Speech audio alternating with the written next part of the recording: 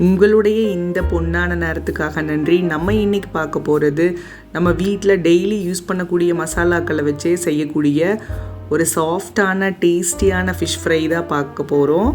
வாங்க எப்படி செய்கிறதுன்னு பார்க்கலாம்.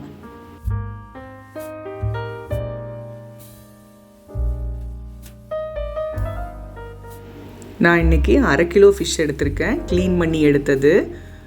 நம்ம எந்த ஃபிஷ் வேணாலும் எடுத்துக்கலாம்.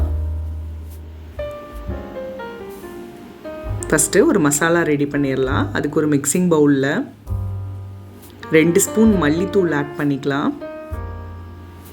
1/2 ஸ்பூன் சீரகத்தூள்,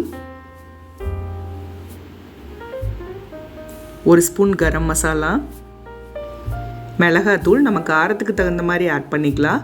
நான் இன்றைக்கி காஷ்மீரி ரெட் சில்லி பவுடர் எடுத்திருக்கேன். நீங்கள் நார்மல் மிளகாத்தூள் வேணாலும் ஆட் பண்ணிக்கலாம். அடுத்து 1/4 ஸ்பூனுக்கு கொஞ்சம் ஜாஸ்தியாக மஞ்சத்தூள், 1/2 ஸ்பூன் அரிசி மாவு, 1 ஸ்பூன் கார்ன்ஃப்ளவர், தேவையான அளவு உப்பு சேர்த்துக்கலாம். கொஞ்சமாக மிளகுத்தூள் ஆட் பண்ணிக்கலாம். 1 ஸ்பூன் இஞ்சி பூண்டு பேஸ்ட் சேர்த்துட்டு ஒன்ஸ் கலந்துட்டு அதுக்கப்புறமா கொஞ்சம் கொஞ்சமாக தண்ணி விட்டு நல்லா கெட்டியான பேஸ்ட்டாக மிக்ஸ் பண்ணி எடுத்துக்கலாம். இங்கே பாருங்கள். அடுத்து இது கூட 1/2 லெமன் ஜூஸ் ஆட் பண்ணிக்கலாம். ஆட் பண்ணிவிட்டு அதையும் நல்லா கலந்து விட்டுடலாம்.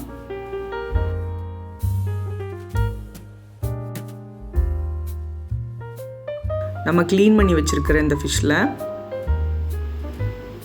எல்லா பக்கமும் நல்லா மசாலா கோட் ஆகிற மாதிரி அப்ளை பண்ணிக்கலாம். இங்கே பாருங்கள், எல்லா பக்கமும் நல்லா கோட் ஆயிடுச்சு உள்ள எல்லாமே. இதை பிளேட்டில் வச்சுட்டு இதே மாதிரி ஒன்று ஒன்றா எடுத்து எல்லாத்துக்கும் அப்ளை பண்ணிடலாம். இதை நம்ம மினிமம் 20 நிமிஷமாவது காய வைக்கணும். நான் 2 சைடு திருப்பி போட்டு காய வச்சுருக்கேன். ஒரு சைடு 30 நிமிஷம், அடுத்த சைடு 30 நிமிஷம். இங்கே பாருங்கள், இந்த அளவுக்கு நல்லா ட்ரை ஆயிடுச்சு. எந்த அளவுக்கு நல்லா ட்ரை ஆகுதோ அந்த அளவுக்கு மசாலா எல்லாமே உள்ளே நல்லா இறங்கியிருக்கும். பாருங்கள், இதை நம்ம அப்படியே எண்ணெயிலையும் பொரிச்சு எடுக்கலாம். தோசைக்கல்லில் போட்டும் ரோஸ்ட் பண்ணி எடுக்கலாம். தோசைக்கல் காஞ்சதும் 1 ஸ்பூன் எண்ணெயை தடவிட்டு, எண்ணெய் காஞ்சதும் நம்ம 2-3 வரைக்கும் கூட இந்த கலந்து வச்ச ஃபிஷ்ஷை ஆட் பண்ணி நம்ம இன்னும் கூட கொஞ்சம் எண்ணெய் விட்டுக்கலாம்.